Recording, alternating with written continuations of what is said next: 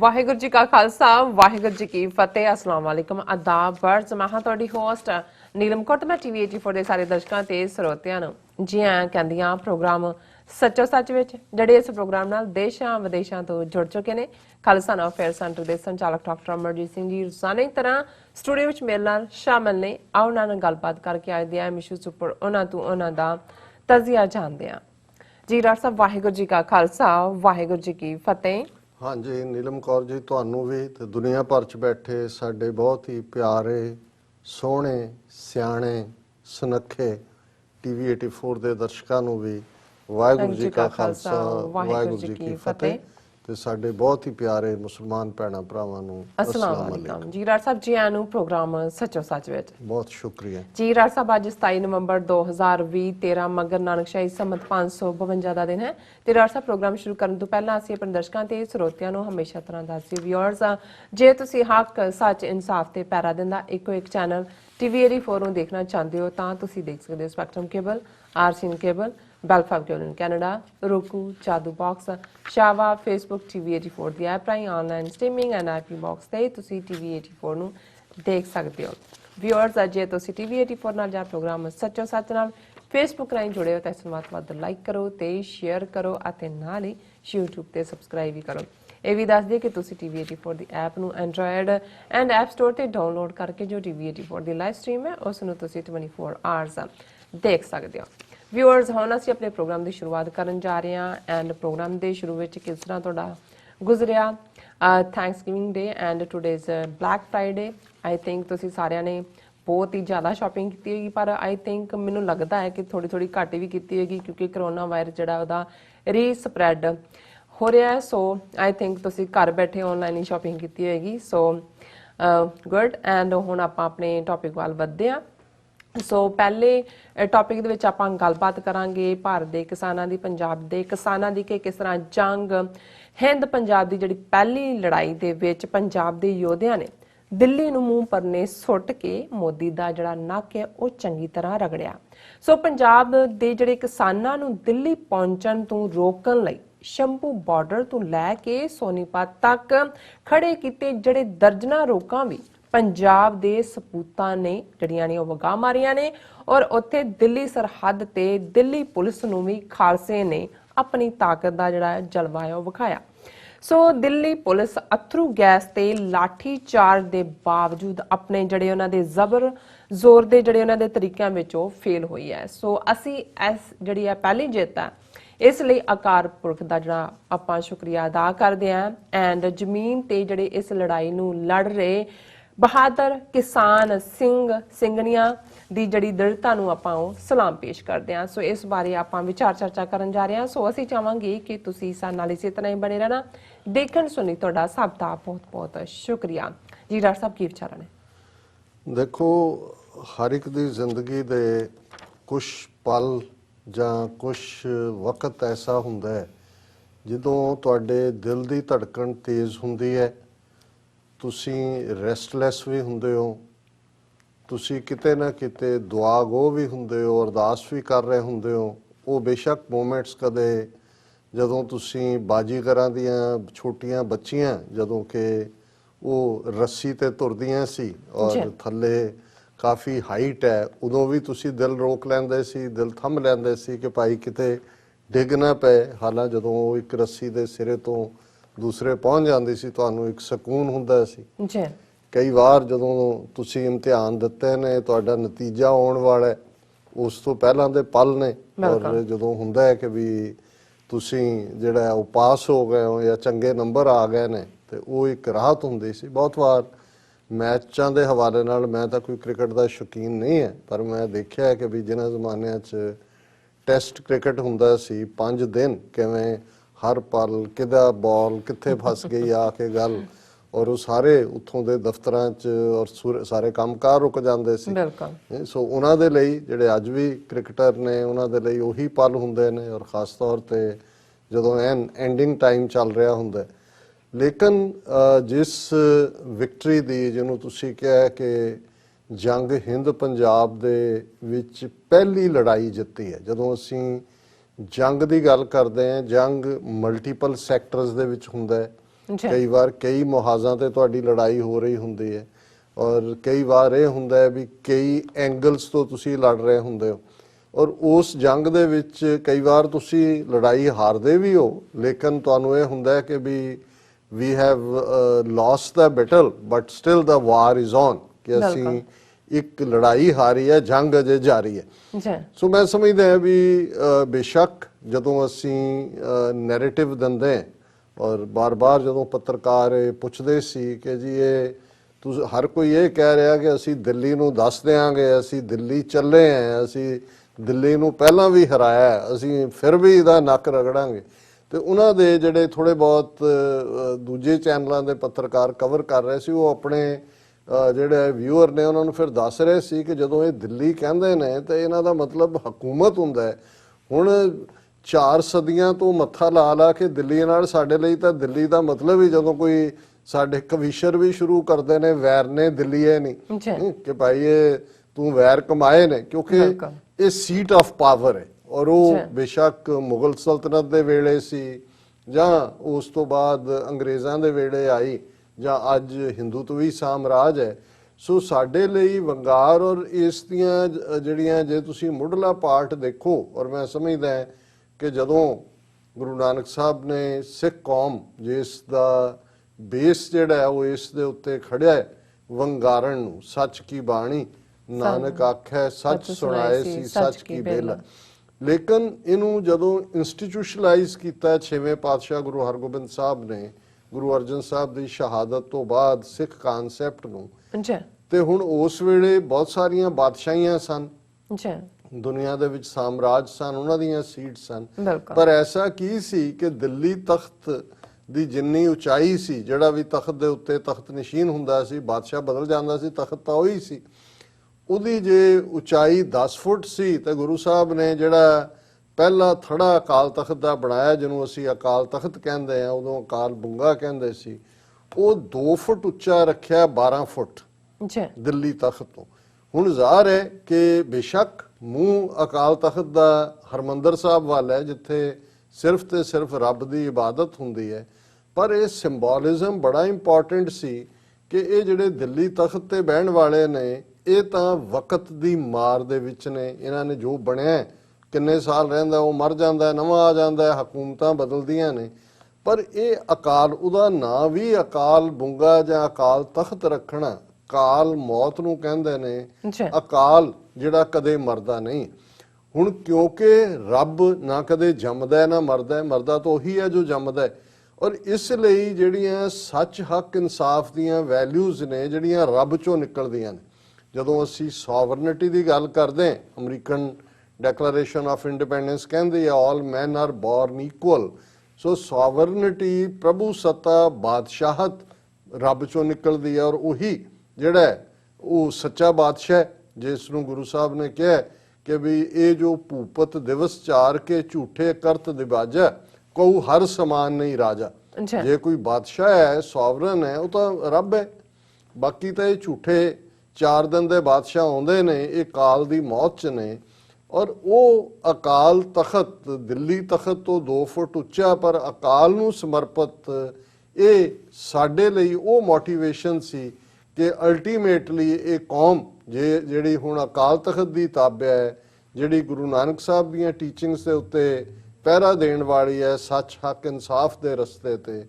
ਉਹਦਾ ਇਹ ਟੱਕਰ ਹੋਏਗੀ ਦਿੱਲੀ ਦੀ ਉਸ ਸਲਤਨਤ ਨਾਲ ਜਿੱਥੇ ਜਸਟਿਸ ਨਹੀਂ ਹੋਏਗਾ ਔਰ ਇਹਨੂੰ ਅਨਫੋਰਚੂਨੇਟਲੀ ਕਹੀਏ ਜਾਂ ਕੁਦਰਤ ਨੇ ਸਾਨੂੰ ਇੰਨਾ ਕੁ ਘੜਨਾ ਜਾਂ ਘੜ ਦਿੱਤਾ ਕਿ ਇਹਨਾਂ 4 ਸਦੀਆਂ 'ਚ ਸਾਡੀ ਟੱਕਰ ਹੀ ਰਹੀ ਹੈ ਉਹ ਮੁਗਲਦੀਆ ਸਲਤਨਤ ਹੋਏ ਬਾਅਦ ਦੇ ਵਿੱਚ ਉਹਦੇ ਤੇ ਆ ਕੇ ਬਹਿਣ ਵਾਲੇ ਜਿਹੜੇ ਨੇ ਉਹ ਅਬਦਾਲੀ ਜਾਂ ਨਾਦਰ ਸ਼ਾਹ ਦੀ ਗੱਲ ਹੋਏ ਜਾਂ ਫਿਰ ਲਗਭਗ 98 ਸਾਲ ਪੰਜਾਬ ਅੰਗਰੇਜ਼ਾਂ ਦੇ ਪੇਟੇ ਪੈਂਦਾ ਅੰਗਰੇਜ਼ ਸਾਮਰਾਜ ਹੋਏ ਪਿਛਲੇ 72-73 ਸਾਲ ਤੋਂ ਉਹ ਜਿਨ੍ਹਾਂ ਨੇ 1000 ਸਾਲ ਜੁੱਤੀਆਂ ਖਾਧੀਆਂ ਹੋਈਆਂ ਔਰ ਹੁਣ ਜਿਹੜੇ ਨੇ ਉਹ ਪਾਵਰ 'ਚ ਬੈਠੇ ਨੇ ਕਿ ਹੋਛਾ ਸ਼ਾਹ ਨਾ ਕੀਚੇ ਜੇ ਮਾੜੇ ਸ਼ਾਹ ਮਿਲੇ ਇਹ ਤਾਂ ਹੈ ਵੀ ਸ਼ਾਹ ਨੇ ਤਾਂ ਹੈ ਹੀ ਮਾੜੇ ਨੇ ਇਹਨਾਂ ਦੇ ਤਾਂ ਉਹ ਹੈ ਹੀ ਹੋਛੇਪਨ ਤੋਂ ਬਿਨਾਂ ਕੁਛ ਨਹੀਂ ਹੈ ਇਹਨਾਂ ਦੇ ਪੱਲੇ ਕੁਛ ਨਹੀਂ ਹੈ ਸੋ ਇਸ ਸਾਰੇ ਦੌਰ 'ਚ 72-73 ਸਾਲ ਦੇ ਇਸ ਪੀਰੀਅਡ ਦੇ ਵਿੱਚ ਅਸੀਂ ਚੈਲੰਜ ਕੀਤਾ ਬਿਲਕੁਲ ਉਹ ਇੱਕ ਤੋਂ ਬਾਅਦ ਇੱਕ ਐਜੀਟੇਸ਼ਨ ਉਹ ਨਹਿਰੂ ਹੋਏ, ਜਿਸ ਦੀ ਜਿਹੜੀ ਗੱਲ ਨੂੰ ਕੋਈ ਜਿਹੜਾ ਉਹ ਮੋੜ ਨਹੀਂ ਸੀ ਸਕਦਾ। ਉਹ ਤਾਂ ਕਿਸੇ ਪਬਲਿਕ ਇਕੱਠਾਂ ਦੇ ਵਿੱਚ ਵੀ ਉਹ ਜਿਹੜਾ ਬਿਫਰ ਕੇ ਕਈ ਵਾਰੀ ਪੁਲਸੀਏ ਦਾ ਡੰਡਾ ਖੋਹ ਕੇ ਲੋਕਾਂ ਨੂੰ ਕੁੱਟਣ ਪੈ ਜਾਂਦਾ ਸੀ ਕਿ ਜੇ ਉਹਨੂੰ ਲੱਗੇ ਕਿ ਸ਼ਾਂਤੀ ਨਹੀਂ ਹੋਈ ਜਾਂ ਮੇਰੀ ਗੱਲ ਕੋਈ ਧਿਆਨ ਨਾਲ ਨਹੀਂ ਸੁਣ ਰਹੇ। ਪਰ ਉਸ ਨਹਿਰੂ ਨੂੰ ਵੀ ਪੰਥ ਨੇ ਚੈਲੰਜ ਕੀਤਾ। ਹਾਲਾਂ ਉਸ ਪੀਰੀਅਡ 'ਚ ਗੋਬਿੰਦ ਬਲਬ ਪੰਤ, ਜਦੋਂ ਨਹਿਰੂ ਨੇ ਪੰਜਾਬੀ ਸੂਬਾ ਜ਼ਿੰਦਾਬਾਦ ਕਹਿਣ ਤੇ ਕੈਰੋਂ ਤੋਂ ਪਾਬੰਦੀ ਲਵਾਈ, ਔਰ ਗੋਬਿੰਦ ਬਲਬ ਪੰਤ ਜਿਹੜਾ ਉਹ ਕਾਂਗਰਸ ਦਾ ਵੀ ਪ੍ਰੈਜ਼ੀਡੈਂਟ ਸੀ ਜਾਂ ਹੋਮ ਮਿਨਿਸਟਰ ਸੀ, ਔਰ ਉਦੋਂ ਵੀ ਸਿੱਖਾਂ ਨੇ ਅਕਾਲ ਤਖਤ ਤੋਂ ਹੀ ਵੰਗਾਰਿਆ ਸੀ ਕਿ ਹੁਣ ਪੰਥ ਤੇ ਪੰਥ ਦੀ ਟੱਕਰ ਹੋਏਗੀ। ਗੋਬਿੰਦ ਬਲਬ ਪੰਤ ਉਹਦਾ ਨਾਂ ਸੀ ਜਿਹੜਾ, ਕਿ ਵੀ ਹੁਣ ਪੰਥ ਤੇ ਪੰਥ ਦੀ ਟੱਕਰ ਹੋਏਗੀ ਔਰ ਪੰਥ ਨੂੰ ਜਿਹੜਾ ਉਹਦਾ ਨੱਕ ਰਗੜੇਗਾ ਜ਼ਮੀਨ ਦੇ ਉੱਤੇ। ਔਰ ਉਹੀ ਨਹਿਰੂ ਜਿਹੜਾ ਕਹਿੰਦਾ ਸੀ ਕਿ ਪੰਜਾਬੀ ਸੂਬਾ ਮੇਰੀ ਲਾਸ਼ ਤੇ ਬਣੇਗਾ, ਉਸੇ ਹੀ ਧਰਤੀ ਦੇ ਉੱਤੇ ਜਿਹੜਾ ਪੰਜਾਬੀ ਸੂਬਾ ਬਣਾਉਣ ਦੇ ਉੱਤੇ ਉਹ ਮਜਬੂਰ ਹੋਏ। ਔਰ ਫਿਰ ਅਸੀਂ ਉਸ ਬੀਤੇ ਨੂੰ ਦੇਖੀਏ, ਧਰਮ ਯੁੱਧ ਮੋਰਚਾ ਜਿਹੜੀ ਵੰਗਾਰ ਸੰਤ ਜਰਨੈਲ ਸਿੰਘ ਖਾਲਸਾ ਪਿੰਡਾਂ ਵਾਲਿਆਂ ਦੀ ਕਿ ਭਾਈ ਇਹ ਅਕਾਲ ਤਖਤ ਗੁਰੂ ਦਾ ਤਖਤ ਜਿੱਥੇ ਅਸੀਂ ਅਰਦਾਸਾ ਸੋਧਿਆ ਹੋਇਆ ਔਰ ਤੁਹਾਡੇ ਝੂਠੇ ਤਖਤਾਂ ਵਾਲੇ ਜਿਹੜੇ ਨੇ ਉਹਨਾਂ ਦੀ ਕੀ ਔਕਾਤ ਹੈ। ਔਰ ਜ਼ਮਾਨੇ ਨੇ ਦੇਖਿਆ ਕਿ ਅੰਮ੍ਰਿਤਸਰ ਮਿਸਿਸ ਗਾਂਧੀਜ਼ ਲਾਸਟ ਬੈਟਲ ਕਿਵੇਂ ਉਸ ਡੈਣ ਦੀ ਉਹ ਅਖੀਰਲੀ ਜੰਗ ਬਣੀ। ਔਰ ਫਿਰ ਇਸ ਅਕਾਲ ਤਖਤ ਦੇ ਜਾਇਆਂ ਨੇ ਸ਼ਹੀਦ ਬੇਅੰਤ ਸਿੰਘ, ਸ਼ਹੀਦ ਸਤਵੰਤ ਸਿੰਘ, ਸ਼ਹੀਦ ਕੇਰ ਸਿੰਘ, ਉਹਨਾਂ ਨੇ ਕਿਵੇਂ ਉਸ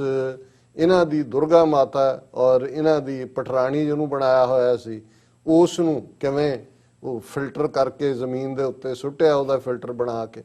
ਹੁਣ ਇਹ ਦੇਖੋ, ਇਹ ਵੀ ਸ਼ਾਇਦ ਹੈ ਤਾਂ ਕੁੱਲ ਮਿਲਾ ਕੇ ਰੱਬ ਦੀ ਖੇਡ ਹੈ, ਜਦੋਂ ਜਿਹਨੂੰ ਆਮ ਜ਼ਬਾਨ ਦੇ ਵਿੱਚ ਨੇਕੀ ਤੇ ਬਦੀ ਦੀ ਲੜਾਈ ਕਹਿੰਦੇ ਨੇ। ਔਰ ਅਸੀਂ ਸਮਝਦੇ ਹਾਂ ਕਿ ਭਾਈ ਉਹ ਤਖਤ ਦੇ ਜਿਹੜੇ ਨੇ ਉਹ ਬਦਲੇ ਨੇ ਬਹਿਣ ਵਾਲੇ, ਨੀਤੀਆਂ ਤਾਂ ਉਹੀ ਨੇ। ਸ਼ਾਇਦ ਇਹ ਵੀ ਕੁਦਰਤ ਨੇ ਨੇਕੀ ਔਰ ਬਦੀ ਦੀ ਇਸ ਜੰਗ ਦੇ ਵਿੱਚ ਖਾਲਸੇ ਦੇ ਜ਼ਿੰਮੇ ਹੀ ਇਹ ਲਾਇਆ ਹੋਇਆ, ਜਿਸ ਨੂੰ ਗੁਰੂ ਕਲਗੀਧਰ ਪਾਤਸ਼ਾਹ ਨੇ ਇਹ ਸਾਡੇ ਫਰਜ਼ ਆਇਤ ਕਰ ਦਿੱਤਾ ਕਿ ਖਾਲਸਾ ਅਕਾਲ ਪੁਰਖ ਕੀ ਫੌਜ, ਪ੍ਰਗਟਿਓ ਖਾਲਸਾ ਪਰਮਾਤਮ ਕੀ ਮੌਜ, ਕਿ ਇਹ ਰੱਬ ਦੀ ਮੌਜ ਪ੍ਰਗਟ ਹੋਇਆ ਖਾਲਸਾ ਔਰ ਇਸ ਨੇ ਵੰਗਾਰਨਾ ਹੈ ਜ਼ੁਲਮ ਕਰਨ ਵਾਲਿਆਂ ਨੂੰ। ਔਰ ਅਸੀਂ ਦੇਖਦੇ ਕਿ ਹੁਣ ਇਹ ਜਿਹੜੀ ਅਸੀਂ ਪਿਛਲੇ 48 ਘੰਟੇ ਦੀ ਜੰਗ ਦੇਖੀ ਹੈ, ਜਿਹੜੀ ਜੰਗ ਹਿੰਦ ਪੰਜਾਬ ਦੀ ਇੱਕ ਲੜਾਈ, ਜਿਸ ਦੇ ਵਿੱਚ ਇੱਕ ਪਾਸੇ ਹੈਂਕੜ ਦੀ ਸਿਖਰ ਉਹ ਮੋਦੀ ਅਮਿਤ ਸ਼ਾਹ ਦੀਆਂ ਨੀਤੀਆਂ ਹੋਣ, ਜਿਨ੍ਹਾਂ ਨੂੰ ਉਹਨਾਂ ਨੇ ਹਰਿਆਣੇ ਦੇ ਮਨੋਹਰ ਲਾਲ ਖੱਟੜ ਰਾਹੀਂ ਪਹਿਲਾਂ ਹਰਿਆਣੇ 'ਚ ਲਾਗੂ ਕਰਵਾਇਆ, ਫਿਰ ਦਿੱਲੀ ਔਰ ਹਰਿਆਣੇ ਦੇ ਸਿੰਧੂ ਬਾਰਡਰ ਦੇ ਉੱਤੇ ਕਿਵੇਂ ਇਹ ਜਿਹੜੀ ਹੈ ਦਿੱਲੀ ਪੁਲਿਸ, ਉਸ ਦੀ ਪਹਿਲੀ ਰੋ ਦਿੱਲੀ ਪੁਲਿਸ ਹੈ, ਉਹਦੇ ਬਿਹਾਈਂਡ CRPF ਹੈ, ਉਹਦੇ ਬਿਹਾਈਂਡ BSF ਹੈ, ਦਿੱਲੀ ਪੁਲਿਸ ਦੇ ਅੱਗੇ ਵੀ ਕੰਡਿਆਲੀਆਂ ਤਾਰਾਂ ਨੇ, ਉਸ ਤੋਂ ਅੱਗੇ ਵੀ ਕੁਝ ਹੋਰ ਹੈ, ਐਨ ਪੂਰੀਆਂ ਬੰਦੂਕਾਂ ਲੈ ਕੇ ਉਹ ਟੀਅਰ ਗੈਸ, ਪਹਿਲਾਂ ਵਾਟਰ ਕੈਨਨ ਪਾਣੀ ਤੋਪਾਂ ਔਰ ਲਾਠੀ ਚਾਰਜ ਸ਼ੰਭੂ ਦੇ ਉੱਤੇ। ਫਿਰ ਅਸੀਂ ਦੇਖਦੇ ਹਾਂ ਕਿ ਔਰ ਟੀਅਰ ਗੈਸ ਵੀ, ਔਰ ਇਧਰ ਟੀਅਰ ਗੈਸ ਰੈਡੀ, ਉਹਨਾਂ ਦਾ ਕਮਿਸ਼ਨਰ ਪੁਲਿਸ ਲੀਡ ਕਰ ਰਿਹਾ ਹੈ ਪੂਰੇ। ਉਸ ਦਰਸ਼ਕ ਦੇਖ ਸਕਦੇ ਨੇ ਸਕਰੀਨ ਦੇ ਉੱਤੇ ਉਹ ਪਿਕਚਰਸ ਕਿ ਕਿਵੇਂ ਉਹ ਰਾਈਟ ਗੇਅਰ ਦੇ ਵਿੱਚ ਵੀ ਨੇ ਔਰ ਉਹਨਾਂ ਦੀਆਂ ਤਿੰਨੋਂ ਹੀ ਫੋਰਸਿਸ। ਔਰ ਇਹਨਾਂ 48 ਘੰਟਿਆਂ ਨੇ ਜੋ ਸਾਬਤ ਕੀਤਾ, ਔਰ ਮੈਂ ਜਿਵੇਂ ਕਿਹਾ ਕਿ ਜਿਹਨੂੰ ਰੋਮਾਂਚਕ ਘੜੀਆਂ ਕਹਿੰਦੇ ਨੇ, ਮੇਰੇ ਲਈ ਇਹ 48 ਘੰਟੇ ਕੋਈ ਥੈਂਕਸ ਗਿਵਿੰਗ ਜਾਂ ਕਿਸੇ ਦਾ ਕੋਈ ਮਤਲਬ ਨਹੀਂ ਸੀ ਰਹਿ ਗਿਆ। ਮੈਂ ਆਪਣਾ ਕਿਤੇ ਵੀ ਜਾਣਾ ਕੈਂਸਲ ਕਰਕੇ ਸਿਰਫ ਦੋ, ਇੱਕ ਪਾਸੇ ਤੁਹਾਡਾ ਅੰਦਰ ਤੁਹਾਡੀ ਰੂਹ ਅਰਦਾਸ 'ਚ ਜੁੜੀ ਹੁੰਦੀ ਹੈ, ਤੁਸੀਂ ਦੇਖ ਰਹੇ ਹੁੰਦੇ ਹੋ ਕਿ ਤੁਹਾਡੇ ਭਰਾ ਤੁਹਾਡੀਆਂ ਭੈਣਾਂ ਧਰਤੀ ਦੇ ਉੱਤੇ ਜੂਝ ਰਹੀਆਂ ਨੇ। ਔਰ ਇਸ ਵਾਰ ਇੱਕ ਅੰਦਾਜ਼ੇ ਮੁਤਾਬਕ 25,000 ਤੋਂ 40,000 ਤੱਕ ਸਿੱਖ ਬੀਬੀਆਂ ਔਰ ਉਹ ਮਾਤਾਵਾਂ ਵੀ ਨੇ, ਬੱਚੀਆਂ ਵੀ ਨੇ, ਉਹ ਕਿਸ ਸਪਿਰਿਟ 'ਚ ਨੇ ਔਰ ਕਿਵੇਂ ਉਹ ਸਾਰਾ ਚੱਲ ਰਿਹਾ ਉਹ ਅਸੀਂ ਕਰਾਂਗੇ। ਮੇਰਾ ਤਾਂ ਜਿਹੜਾ ਅੱਖਾਂ 'ਚੋਂ ਅਥਰੂ ਹੀ ਰਹੇ ਨੇ ਸਾਰੇ ਪੀਰੀਅਡ ਗੁਰੂ ਦੇ ਸ਼ੁਕਰਾਨੇ 'ਚ ਵੀ ਕਿ ਵਾਹ ਸਤਿਗੁਰੂ ਤੁਸੀਂ ਕਿਸ ਕਿਸਮ ਦੀ ਹਿੰਮਤ ਦਿੱਤੀ ਹੈ ਔਰ ਕਿਵੇਂ ਕਿਸ ਲੈਵਲ ਦੀ ਠੰਡ ਲੋਕ ਔਰ ਉਹਨਾਂ ਦੇ ਈਵਨ ਪ੍ਰਿੰਟ ਔਰ ਦੂਸਰਿਆਂ ਦੇ ਜਰਨਲਿਸਟ ਵੀ, ਉਹ ਬੀਬੀ ਹੈ ਆਰਫਾ ਸ਼ੇਰਵਾਨੀ, ਉਹ ਕਹਿ ਰਹੀ ਸੀ ਕਿ ਵੀ ਤੁਸੀਂ ਘਰਾਂ 'ਚ ਰਜਾਈਆਂ 'ਚ ਲੁਕੇ ਹੋਏ ਹੋ, ਹੱਥ 'ਚ ਚਾਹ ਦਾ ਕੱਪ ਵੀ ਹੋਏਗਾ ਪਰ ਦੇਖੋ ਹਜ਼ਾਰਾਂ ਕਿਸਾਨ ਜਿਹੜੇ ਬਾਹਰ ਨੇ ਉਹਨਾਂ ਦੇ ਉੱਤੇ ਪਾਣੀ ਦੀਆਂ ਬੁਛਾੜਾਂ ਨੇ। ਔਰ ਇੱਕ ਬਜ਼ੁਰਗ ਜਿਹੜਾ ਪਾਣੀ ਦੀ ਬੁਛਾੜ ਤੋਂ ਬਾਅਦ ਸਾਰਾ ਗਿੱਲਾ, ਉਹਨੂੰ ਕੋਈ ਪੁੱਛ ਰਿਹਾ, ਉਹ ਕਹਿੰਦਾ ਨਹੀਂ ਜਿੰਨਾ ਕੁ ਆਪਣੀ ਬੰਬੀ ਦਾ ਪ੍ਰੈਸ਼ਰ ਹੁੰਦਾ ਉਹ ਤੋਂ ਜ਼ਿਆਦਾ ਤਾਂ ਨਹੀਂ ਸੀ, ਕੋਈ ਨਹੀਂ, ਏਡੇ ਕੁ ਨਾਲ ਹੋ ਗਿਆ, ਠੀਕ ਹੋ ਗਿਆ। ਔਰ ਦੂਸਰੇ ਪਾਸੇ ਅਸੀਂ ਇਹ ਵੀ ਦੇਖ ਰਹੇ ਹਾਂ ਕਿ ਭਾਈ ਜਦੋਂ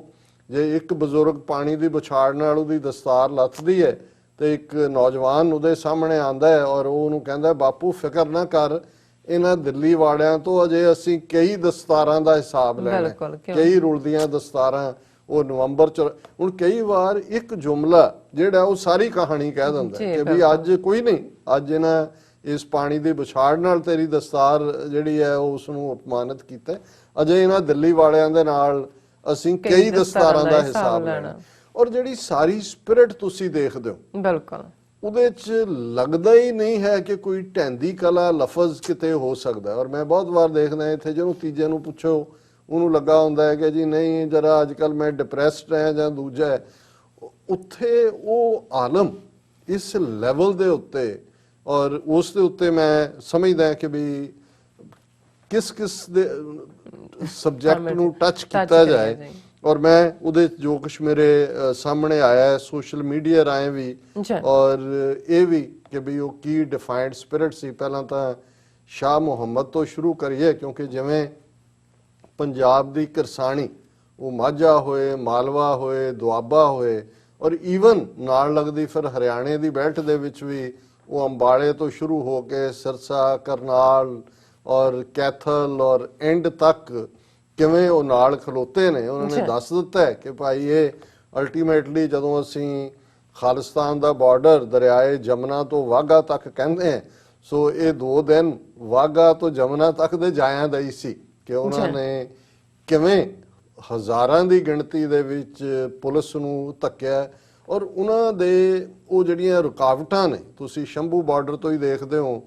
ਵੀ ਲਿਆ ਕੇ ਕਰੇਨਾਂ ਦੇ ਨਾਲ ਜਿਹੜੇ ਵੱਡੇ ਵੱਡੇ ਪੱਥਰ ਔਰ ਦੂਸਰੇ ਲਿਆ ਕੇ ਰੱਖੇ ਨੇ, ਉਹ ਕਰੇਨਾਂ ਨਾਲ ਰੱਖੇ ਪੱਥਰਾਂ ਨੂੰ ਸਿੱਖ ਕਿਸਾਨ ਜਿਹੜੇ ਨੇ ਉਹ ਹੱਥਾਂ ਦੇ ਨਾਲ ਧੱਕ ਕੇ ਪਰੇ ਸੁੱਟਦੇ ਨੇ, ਚੁੱਕ ਕੇ ਜਿਹੜਾ ਉਹ, ਕਿਉਂਕਿ ਪਹਿਲਾ ਬਾਰਡਰ ਸ਼ੰਭੂ ਦੇ ਉੱਤੇ ਜਿਹੜਾ ਨਾਲ ਘੱਗਰ ਹੈ, ਘੱਗਰ ਦਰਿਆ ਥੱਲੇ ਵਗ ਰਿਹਾ, ਉਸ ਦੀ ਨਹਿਰ ਹੈ, ਦਰਿਆ ਹੈ, ਉਹਦੇ 'ਚ ਉਹ ਸੁੱਟ ਦਿੰਦੇ ਨੇ। ਔਰ ਪਹਿਲੀ ਜਿਹੜੀ ਹੈ ਸ਼ਾਹ ਮੁਹੰਮਦ ਦੀ ਵੀ ਗੱਲ ਕਰਨ ਤੋਂ ਪਹਿਲਾਂ ਇਹ ਇੱਕ ਜੁਮਲਾ ਜਿਹੜਾ ਲਿਖਿਆ ਕਿਸੇ ਨੇ, ਇਹ ਬੈਰੀਕੇਡ ਨਹੀਂ ਸਨ, ਇਹ ਦਿੱਲੀ ਦਾ ਹੰਕਾਰ ਸੀ ਜੋ ਪੰਜਾਬ ਦੇ ਜਾਇਆਂ ਨੇ ਸ਼ੰਭੂ ਨਾਕੇ ਤੋਂ ਪਲਟਾ ਕੇ ਘੱਗਰ ਦਰਿਆ ਵਿੱਚ ਸੁੱਟ ਦਿੱਤਾ। ਔਰ ਉਹ ਤਸਵੀਰਾਂ ਲਾਈਵ ਚੱਲ ਰਹੀਆਂ ਸੀ ਔਰ ਮੈਂ ਸਮਝਦਾ ਵੀ ਬੇਸ਼ੱਕ ਇੱਕ NDTV ਨੇ ਉਹਨੂੰ ਜ਼ਰੂਰ ਲਾਈਵ ਕਵਰ ਕੀਤਾ, ਬੈਲੈਂਸਡ ਉਹਨਾਂ ਦੀ ਰਿਪੋਰਟਿੰਗ ਸੀ, ਬਾਕੀ ਸਾਰਾ ਗੋਦੀ ਮੀਡੀਆ ਤਾਂ ਗਾਇਬ ਸੀ। ਪਰ ਮੈਂ ਸਲੂਟ ਕਰਦਾ ਕਿ ਅੱਜ ਅਸੀਂ ਪੰਜਾਬੀ ਪੱਤਰਕਾਰੀ ਦੇ ਹਵਾਲੇ ਨਾਲ ਵੀ ਜਦੋਂ ਗੱਲ ਕਰਦੇ ਹਾਂ ਕਿ ਕਿਵੇਂ ਉਹਨਾਂ ਦੇ ਰਿਪੋਰਟਰ ਔਰ NDTV 'ਚ ਮੈਂ ਖਾਸ ਤੌਰ ਤੇ ਜਿਸ ਨੇ ਮੈਨੂੰ ਇੰਪ੍ਰੈਸ ਕੀਤਾ ਔਰ ਮੈਂ ਸਮਝਦਾ ਵੀ ਉਹ ਵੀ ਇੱਕ ਪ੍ਰਾਈਡ ਮਹਿਸੂਸ ਕਰ ਰਿਹਾ ਸੀ ਕਿ ਭਾਈ ਸਾਨੂੰ ਤਾਂ ਦੱਬ ਲਿਆ ਇਹਨਾਂ ਨੇ। ਮੁਹੰਮਦ ਗਜ਼ਾਲੀ ਇਹ ਉਹਨਾਂ ਦਾ NDTV ਦਾ ਰਿਪੋਰਟਰ ਸੀ ਜਿਹੜਾ ਪੰਜਾਬ ਤੋਂ ਨਾਲ ਮਾਰਚ ਕਰ ਰਿਹਾ ਸੀ ਔਰ ਨਜ਼ਰ ਆ ਰਿਹਾ ਸੀ ਕਿ ਉਸ ਚੋਂ ਇੱਕ ਫਖਰ ਵੀ ਸੀ ਔਰ ਪ੍ਰਾਈਡ ਵੀ ਉਹਨੂੰ ਸੀ ਔਰ ਇਹ ਵੀ ਸੀ ਕਿ ਭਾਈ ਅੱਜ ਇਹੀ ਖਾਲਸਾ 200 ਮਿਲੀਅਨ ਮੁਸਲਮਾਨਾਂ ਦੀ ਆਵਾਜ਼ ਬਣ ਗਿਆ ਹੈ,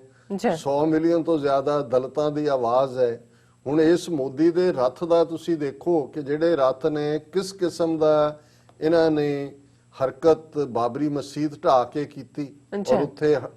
ਜਿਹੜਾ ਮੰਦਿਰ ਬਣਾ ਕੇ ਹਟੇ। ਸੁਪਰੀਮ ਕੋਰਟ ਨੂੰ ਵੀ ਜਿਹੜਾ ਉਹ ਆਪਣੇ ਨਾਲ ਜੋੜ ਲਿਆ ਜਾਂ ਆਪਣੀ ਅਦਾਲਤ ਬਣਾ ਲਿਆ, ਉਹ ਜਿਹੜੀ ਉਹਨੂੰ ਜਿਰਾਫ ਅਦਾਲਤ ਕਹਿੰਦੇ ਨੇ ਕਿ ਇੱਕ ਟਰਮ ਯੂਜ਼ ਹੁੰਦੇ ਕੈਂਗਰੂ ਕੋਰਟ। ਫਿਰ ਅਸੀਂ ਕਸ਼ਮੀਰ ਦੇ ਹਵਾਲੇ ਨਾਲ ਦੇਖਦੇ ਹਾਂ, ਇਹਨਾਂ ਨੇ ਸਮਝਿਆ ਵੀ ਅਸੀਂ ਕੱਟ ਦਿੱਤਾ ਹੈ, ਸੂਬਾ ਵੀ ਮਿਟਾ ਦਿੱਤਾ ਹੈ, 14 ਮਹੀਨੇ ਤੋਂ 15-16 ਮਹੀਨੇ ਹੋ ਗਏ ਨੇ, ਹੁਣ ਉਹਨੂੰ ਡੱਕ ਦਿੱਤਾ, ਅਸੀਂ ਜਿੱਤ ਗਏ। CA ਔਰ ਦੂਸਰਿਆਂ ਦੇ ਖਿਲਾਫ ਜੇ ਸ਼ਾਹੀਨ ਬਾਗ ਔਰ ਜ਼ੀਨਤ ਬਾਗ ਔਰ ਦੂਸਰੇ 'ਚ ਹਜ਼ਾਰਾਂ ਨਿਕਲੇ, ਖੁਦ ਹੀ ਰਾਈਟ ਕਰਵਾ ਕੇ ਕਿਵੇਂ ਉਹਨਾਂ ਨੂੰ ਹੀ ਦੋਸ਼ੀ ਬਣਾ ਕੇ ਉਹਨਾਂ ਦੇ ਖਿਲਾਫ ਚਾਰ ਸ਼ੀਟਾਂ ਕਰਕੇ ਇਹਨਾਂ ਨੇ ਕਿਹਾ ਜੀ ਇਵੇਂ ਕਰ ਲਿਆ। ਹਰ ਚੀਜ਼ ਨੂੰ ਜਿਹੜਾ ਉਹਨਾਂ ਨੇ ਹਾਰੀ ਹੋਈ ਚੀਨ ਤੋਂ ਜੁੱਤੀਆਂ ਖਾਧੀਆਂ ਉਹਨੂੰ ਵੀ ਜਿੱਤ ਬਣਾ ਕੇ ਪੇਸ਼ ਕੀਤਾ।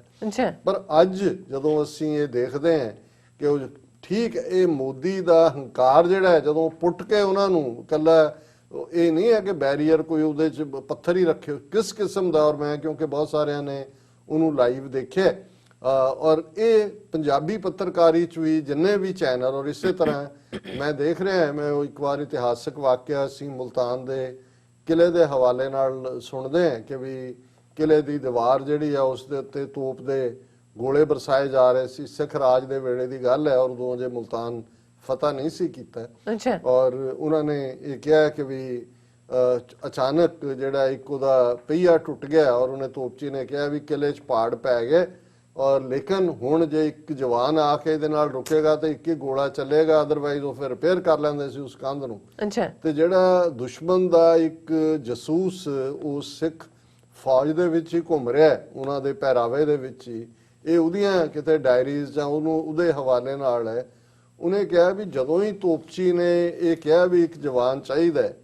ਕਿ ਵੀ ਖਾਲਸਾ ਫੌਜ ਦਾ ਜੋਸ਼ ਇੰਨਾ ਕੁ ਸੀ ਕਿ ਇੱਕ ਤੋਂ ਬਾਅਦ ਇੱਕ ਜਿਹੜਾ ਆਉਂਦਾ ਇੱਕ ਗੋਲਾ ਚੱਲਦਾ ਉਹਦੀ ਬਾਡੀ ਉੱਡ ਜਾਂਦੀ। ਉਹ ਕਹਿੰਦਾ ਵੀ ਇੰਨਾ ਕੁ ਐਂਥੂਸੀਆਜ਼ਮ ਸੀ ਕਿ ਮੇਰਾ ਵੀ ਇੱਕ ਵਾਰੀ ਤਾਂ ਜੀ ਕੀਤਾ ਵੀ ਮੈਂ ਵੀ ਜਾ ਕੇ ਲਾਈਨ 'ਚ ਲੱਗ ਜਾ। ਇਹ ਹੈ। ਔਰ ਕੱਲ ਮੈਂ ਜਦੋਂ ਇੱਕ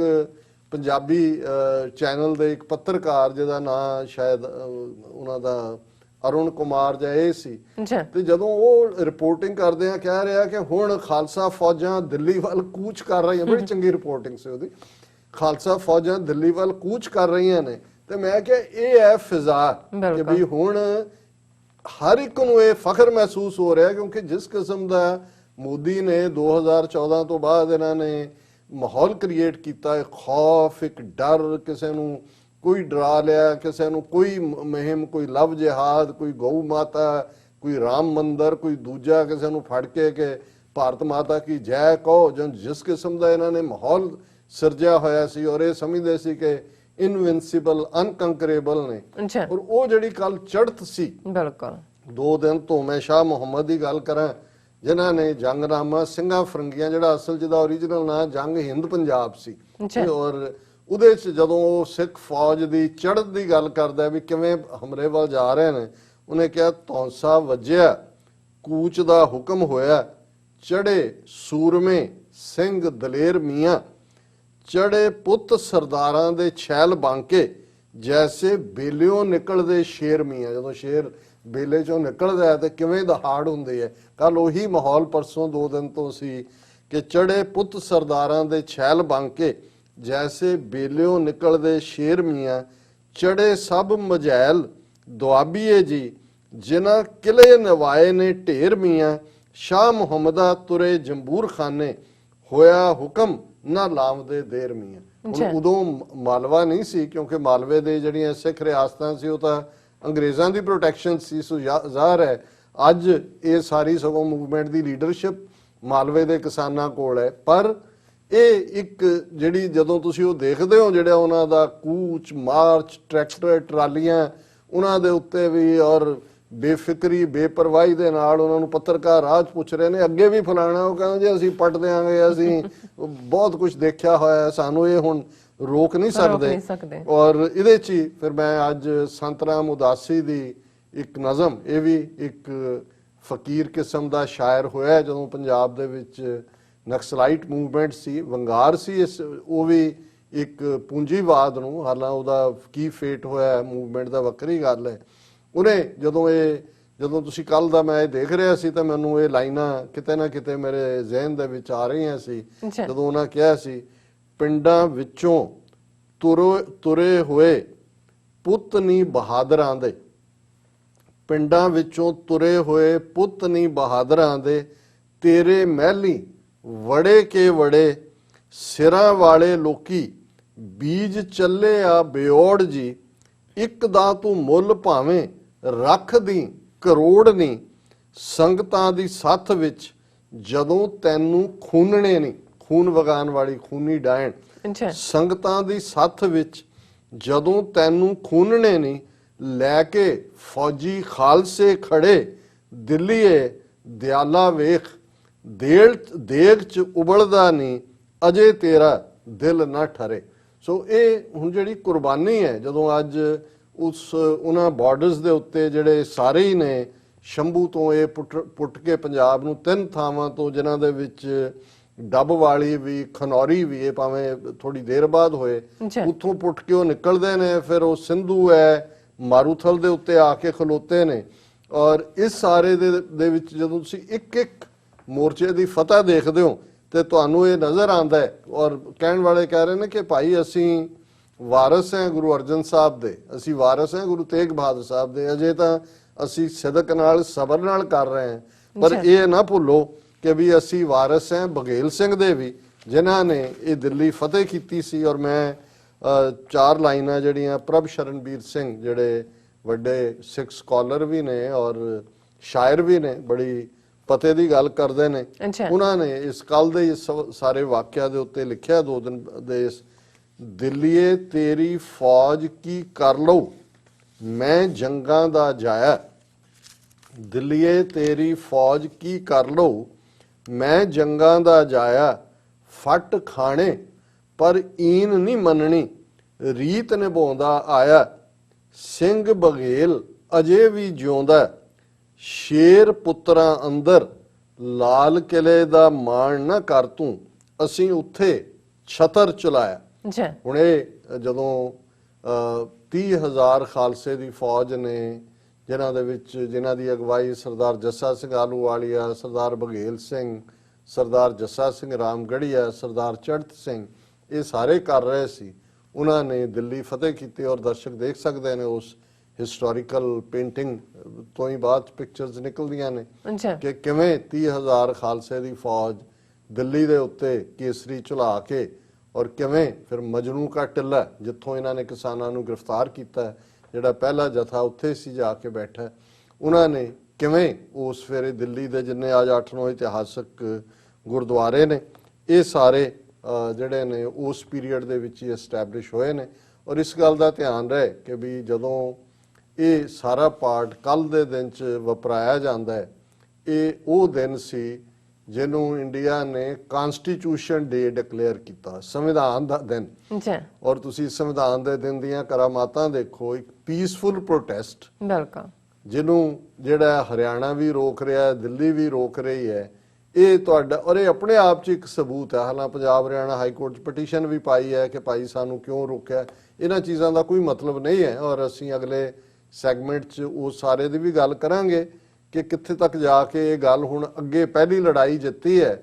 ਤੇ ਹੁਣ ਦੇਖਣ ਵਾਲੀ ਗੱਲ ਇਹ ਹੈ ਵੀ ਅੱਗੇ ਅਸੀਂ ਇਹਦੇ 'ਚੋਂ ਕੱਢਣਾ ਕੀ ਹੈ। ਇਹ ਮੋਰਚਾ ਦਾ ਫਤਿਹ ਹੋਇਆ, ਲੇਕਿਨ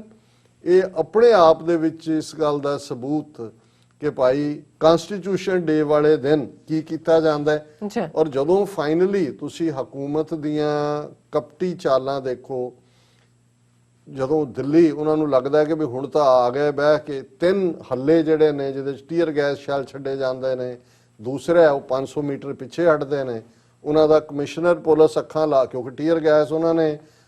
ਕਿਸਾਨਾਂ ਨੇ ਬਾਲਟੀਆਂ ਨਾਲ ਪਾਣੀ ਦੀਆਂ ਰੱਖੀਆਂ, ਉਹਦੇ 'ਚ ਉਹਨੂੰ ਨਾਲ ਦੀ ਨਾਲ ਬਾਲਟੀ ਉਹਦੇ ਉੱਤੇ ਪਾ ਕੇ ਉਹਨੂੰ ਬੇਅਸਰ ਕਰ ਦਿੰਦੇ ਨੇ, ਤਾਂ ਕੁਛ ਤਾਂ ਵਾਪਸ ਚੁੱਕ ਕੇ ਉਹਨਾਂ ਦੇ ਸੁੱਟਦੇ ਨੇ। ਔਰ ਉਹਨਾਂ ਦੀਆਂ ਅੱਖਾਂ ਲਾਲ ਔਰ ਬੁਰਾ ਹਾਲ, ਬੌਂਕੇ ਦਿਹਾੜੇ ਉਹਨਾਂ ਨੂੰ ਪਤਾ ਨਾ ਲੱਗੇ ਵੀ ਕੀ 3 ਵਾਰ। ਔਰ ਉਹ ਕਮਿਸ਼ਨਰ ਲੈ ਕੇ ਉਹ ਪੁਲਿਸ ਦੌੜ ਰਹੀ ਹੈ ਪਿੱਛੇ ਨੂੰ, ਉਹਨਾਂ ਨੂੰ ਕਹਿ ਰਿਹਾ ਕਿ ਇੱਕ ਵਾਰੀ ਕਿਸਾਨ ਵੀ ਪਿੱਛੇ ਹਟੇ, ਪਰ ਉਹ ਐਨ 15 ਮਿੰਟ ਬਾਅਦ ਫਿਰ ਵਾਪਸ ਆ ਗਏ। ਸੋ ਇਹ ਜਿਹੜਾ ਚੱਲ ਰਿਹਾ ਹੈ, ਜਿਹਨੂੰ ਲਾਈਵ ਟੀਵੀ ਦਾ NDTV ਜਾਂ ਦੂਜੇ ਉਹ ਕਹਿ ਰਿਹਾ ਉਹਨਾਂ ਦਾ NDTV ਦਾ ਵੀ ਉਹ ਕਮਿਸ਼ਨਰ ਉਹਨਾਂ ਨੂੰ ਝਾੜ ਰਿਹਾ, ਔਰ ਬਾਅਦ 'ਚ ਉਹਨਾਂ ਨੇ ਦੇਖਿਆ ਵੀ ਝਾੜ ਤਾਂ ਸਪੀਕਰ ਤੇ ਵੀ ਸੁਣੀ ਜਾ ਰਹੀ ਹੈ ਵੀ ਕਿਉਂ ਅੱਗੇ ਜਾਓ, ਅੱਗੇ, ਉਹ ਪਿੱਛੇ ਨੂੰ ਦੌੜ ਰਹੇ ਨੇ ਔਰ ਭੁੱਖੇ ਪਾਣੇ ਉਹਨਾਂ ਦਾ ਵੀ। ਲੇਕਿਨ ਮੈਂ ਸਮਝਦਾ ਵੀ ਇੱਕ ਪਾਸੇ ਜਿੱਥੇ ਇਹ ਦੀਦਾ ਦਿਲੀ, ਦਲੇਰੀ, ਸਬਰ ਸੀ, ਹੁਣ ਮੈਂ ਉਸ ਜੈਨਰੋਸਿਟੀ ਦੀ ਗੱਲ ਵੀ ਕਰਾਂਗਾ। ਅਸੀਂ ਭਾਈ ਕਨਈਆ ਜੀ ਦਾ ਜ਼ਿਕਰ ਅਕਸਰ ਕਰਦੇ ਹਾਂ ਕਿ ਦੁਸ਼ਮਣ ਔਰ ਸੱਜਣ ਦੋਨਾਂ ਨੂੰ ਜੰਗ ਦੇ ਮੈਦਾਨ 'ਚੋਂ ਪਾਣੀ ਪਿਆ ਰਹੇ ਨੇ, ਔਰ ਉਹਨਾਂ ਦੀ ਗੱਲ ਸੁਣ ਕੇ 10ਵੇਂ ਪਾਤਸ਼ਾਹ ਕਹਿੰਦੇ ਨੇ ਕਿ ਭਾਈ ਆਹ ਲਓ ਮਲਮ ਦੀ ਡੱਬੀ, ਭਾਈ ਸਾਹਿਬ ਜਿਹੜੇ ਜ਼ਖਮੀ ਨੇ ਉਹਨਾਂ ਦੇ ਮਲਮ ਵੀ ਲਾ ਦੇਣਾ। ਔਰ ਉਹ ਫੋਟੋਆਂ ਜਦੋਂ ਕੱਲ ਸਾਹਮਣੇ ਆਉਂਦੀਆਂ ਨੇ, ਹੁਣ ਇੱਕ ਪਾਸੇ ਉਹ ਡੰਡੇ ਵਰਾ ਰਹੇ ਨੇ, ਟੀਅਰ ਗੈਸ ਛੱਡ ਰਹੇ ਨੇ, ਪਰ ਫਿਰ ਆ ਕੇ ਉਸੇ ਲੰਗਰ ਦੇ ਵਿੱਚ ਲੰਗਰ ਵੀ ਛਕ ਰਹੇ ਨੇ, ਔਰ ਉਹ ਜਿਹੜਾ ਇੱਕ ਸਿੰਘ ਉਹਨਾਂ ਨੂੰ ਪਿਆਸੇ ਨੂੰ ਪਾਣੀ ਵੀ ਪਿਆ ਰਿਹਾ। ਔਰ ਇਹ ਉਸ ਦੇ ਉੱਤੇ ਮੈਂ ਜਿਹੜੀ ਇਹ ਸਾਡੀ ਸਿੱਖੀ ਦੀ ਰਵਾਇਤ ਹੈ ਜਿਸ ਚੋਂ ਇਹ ਲੰਗਰ ਔਰ ਇਹ ਨਿਕਲਿਆ, ਮੈਂ ਕਿਹਾ ਕਿ ਭਾਈ ਕਨਈਆ ਦੀ ਗੱਲ ਲੋਕ ਸੁਣਦੇ ਸੀ, ਇੱਕ ਭਾਈ ਇਤਿਹਾਸ 'ਚ ਹੋਇਆ ਇਹ ਠੀਕ ਹੈ ਅਜੇ ਕੋਵਿਡ-19 ਚ ਨਾ ਹੀ ਸਾਰਿਆਂ ਨੂੰ ਲੰਗਰ ਖਵਾ ਕੇ ਹਟੇ ਨੇ, ਭਾਵੇਂ ਉਹ ਟੀਅਰ ਗੈਸ ਜਾਂ ਉਹਨਾਂ ਨੇ ਲਾਠੀ ਚਾਰਜ ਹੀ ਕਰਨਾ ਹੈ ਕਿ ਵੀ ਇਹ ਜਿਹੜਾ ਕੀ ਸਾਡੀ ਪਰੰਪਰਾ ਸੀ। ਔਰ ਜਿਹੜੇ ਸਿੰਘ 18ਵੀਂ ਸਦੀ ਚ ਜੰਗਲਾਂ ਚ ਰਹਿੰਦੇ ਆ ਆਪਣੇ ਹੱਕਾਂ ਲਈ ਲੜਦੇ ਸੀ, ਜਦੋਂ ਉਹਨਾਂ ਨੇ ਕਦੇ ਉਹਨਾਂ ਨੂੰ ਕੋਈ ਆਟਾ ਮਿਲਿਆ, ਕੋਈ ਪੀਸਫੁਲ ਥਾਂ ਤੇ ਨਿਕਲ ਗਏ ਕਿਸੇ ਜੰਗਲ ਚ, ਉੱਥੇ ਉਹਨਾਂ ਨੇ ਤਿਆਰ ਕੀਤਾ ਪ੍ਰਸ਼ਾਦਾ ਤੇ ਫਿਰ ਦੇ ਆਵਾਜ਼ ਭੁੱਖਾ ਕੋਈ ਆਓ ਦੇਗ ਤਿਆਰ ਗੁਰ ਹੋਈ, ਕਿ ਗੁਰੂ ਦੀ ਦੇਗ ਤਿਆਰ ਹੈ, ਕੋਈ ਭੁੱਖਾ ਆਓ ਦੇ ਆਵਾਜ਼ ਭੁੱਖਾ ਕੋਈ ਆਓ ਦੇਗ ਤਿਆਰ ਗੁਰ ਹੋਈ, ਉਸ ਸਮੇਂ ਵੈਰੀ ਕਿਨ ਆਵੇ ਪਰਮ ਮੀਤ ਸਮ ਤਾਹੀਂ ਛਕਾਵੇ। ਜੇ ਈਵਨ ਦੁਸ਼ਮਣ ਦੀ ਫੌਜ ਨੇ ਘੇਰਿਆ, ਉਹਨਾਂ ਨੂੰ ਲੱਗਦਾ ਉਹ ਆਣ ਤੇ ਉਹਨੂੰ ਹੀ ਬੜੇ ਪਿਆਰ ਨਾਲ ਛਕਾਣਗੇ। ਉਸ ਸਮੇਂ ਵੈਰੀ ਕਿਨ ਆਵੇ ਪਰਮ ਮੀਤ ਸਮ ਤਾਹੀਂ ਛਕਾਵੇ, ਵੈਰੀ ਮਿੱਤਰਨ ਕੋ ਸਮ ਦੇਹਿ ਬਚੇ ਸੋ ਪਾਛੇ ਖੁਦ ਖਾ ਲੈ ਹੈ, ਨਾਹੇ ਤੋਂ ਲੰਗਰ ਮਸਤ ਬਤੈ ਹੈ। ਉਹਨਾਂ ਨੇ ਕਿਹਾ ਵੀ ਵੈਰੀ ਵੀ ਆ ਜਾਏ ਉਹਨੂੰ ਵੀ ਆਪਣੇ ਸਿੰਘਾਂ ਜਿਹੜਾ ਬਰਾਬਰ ਉਹਨਾਂ ਵਾਂਗ ਸਿੰਘਾਂ ਵਾਂਗ ਟ੍ਰੀਟ ਕਰਕੇ ਖਵਾ ਦੇਣਗੇ, ਜੇ ਕੁਝ ਬਚਿਆ ਤੇ ਖੁਦ ਖਾ ਲੈਣਗੇ, ਨਹੀਂ ਤਾਂ ਕਹਿਣਗੇ ਵੀ ਅੱਜ ਲੰਗਰ ਮਸਤ ਹੈ। ਸੋ ਮੈਂ ਕਿਹਾ ਵੀ ਇਹ ਜਿਹਨੂੰ ਅਸੀਂ ਇਤਿਹਾਸ ਚ ਪੜ੍ਹਿਆ ਉਸ ਸਾਰੇ ਨੂੰ ਸਾਡੇ ਢਾਡੀ ਜਿਹੜੇ ਪ੍ਰਚਾਰਕ ਨੇ ਉਹ ਦੁਹਰਾਉਂਦੇ ਨੇ, ਪਰ ਅੱਜ ਅਸੀਂ ਉਹ ਪਾਠ ਦੇਖ ਰਹੇ ਹਾਂ ਕਿ ਉਹੀ ਡੰਡੇ ਵਰਾ ਕੇ ਟੀਅਰ ਗੈਸ ਸ਼ੈਲ ਛੱਡ ਕੇ ਫਿਰ ਆ ਕੇ ਜਿਹੜਾ ਹੈ ਖਾਲਸਾ ਉਹਨਾਂ ਨੂੰ ਲੰਗਰ ਛਕਾ ਰਿਹਾ ਹੈ, ਉਹਨਾਂ ਦੀ ਸੇਵਾ ਕਰ ਰਿਹਾ। ਔਰ ਮੈਂ ਕਨਕਲੂਜਨ ਤੋਂ ਪਹਿਲਾਂ ਜਿਹੜੇ ਇੱਕ ਵੀਰ ਨੇ ਆਪਣਾ ਐਕਸਪੀਰੀਅੰਸ ਲਿਖਿਆ, ਔਰ ਮੈਂ ਸਮਝਦਾ ਇਹ ਸਮ ਅਪ ਕਰਦਾ ਹੈ ਇਸ ਵੇਲੇ 30 ਮਿਲੀਅਨ ਸਿੱਖਾਂ ਦੀ ਸਪਿਰਿਟ ਨੂੰ। ਇਹ ਅਰਸ਼ਦੀਪ ਸਿੰਘ ਨੇ ਨਾਭਾ ਤੋਂ, ਔਰ ਉਹਨਾਂ ਨੇ ਇਹ 28 ਤਰੀਕ ਨੂੰ ਉਹਨਾਂ ਨੇ ਲਿਖਿਆ ਕਿ ਵੀ ਸਵੇਰੇ 1:45 ਤੇ ਮੈਂ ਲਿਖ ਰਿਹਾ, ਪਰ ਇਹਦੇ ਚੋਂ ਸਾਰੀ ਕਹਾਣੀ ਬਿਆਨ ਕੀਤੀ ਹੈ ਜਿਹਨੂੰ ਆਉਣ ਵਾਲੇ ਪੀਰੀਅਡ 'ਚ ਜਿਹੜੀਆਂ ਪਿਕਚਰਸ ਹਜ਼ਾਰਾਂ ਨੇ ਮੋਬਾਈਲ 'ਚ ਬਣਾਇਆ, ਲਾਈਵ ਵੀ ਚੱਲ ਰਿਹਾ ਹੈ, ਜਿਹੜਾ ਦੂਸਰਾ ਵੀ ਹੈ ਨੈਸ਼ਨਲ ਮੀਡੀਆ ਗਾਇਬ ਹੈ, ਪਰ ਇਹ ਇਮੇਜ ਜਿਹੜੇ ਨੇ ਜਿਹੜੀ ਉਹ ਸਪਿਰਿਟ ਹੈ ਬੀਬੀਆਂ ਦੀ, ਦੂਸਰਿਆਂ ਦੀ,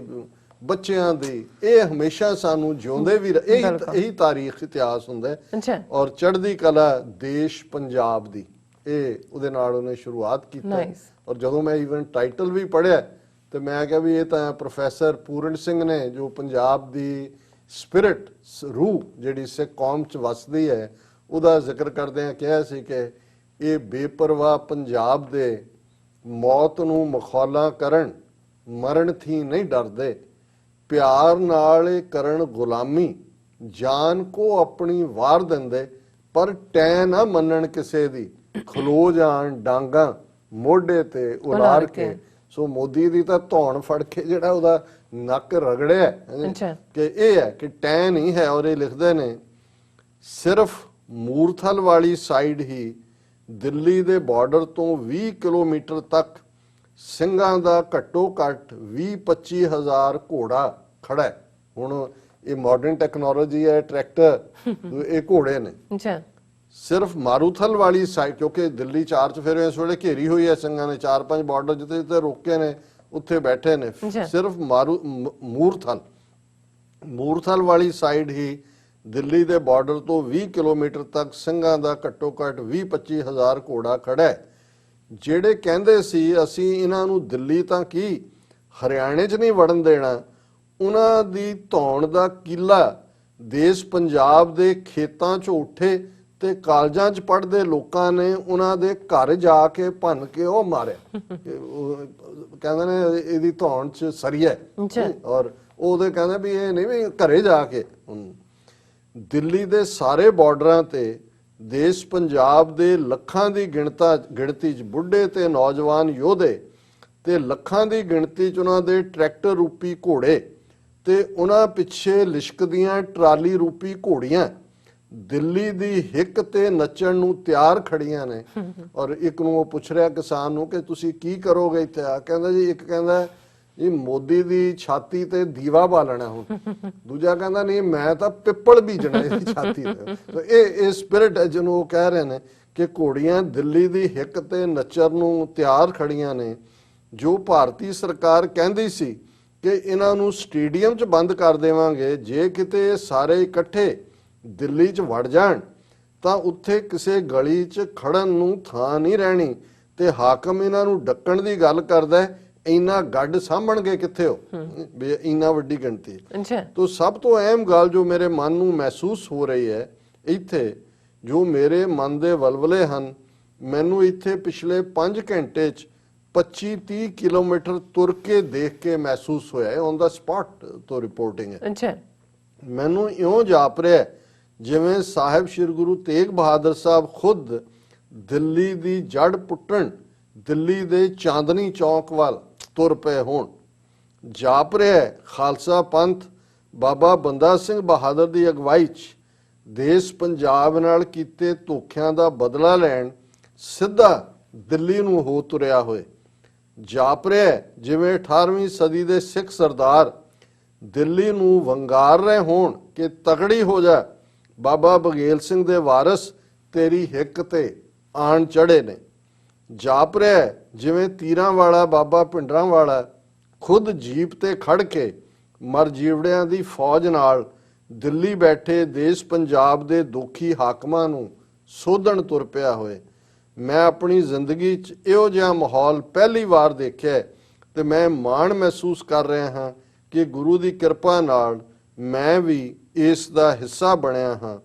ਦੇਸ਼ ਪੰਜਾਬ ਦੀ ਇੱਜ਼ਤ ਤੇ ਅਣਖ ਲਈ ਇੱਥੇ ਆਏ ਹਰ ਵੱਡੇ ਛੋਟੇ ਮਾਈ ਭਾਈ ਨੂੰ ਦਿਲੋਂ ਸਲਾਮ,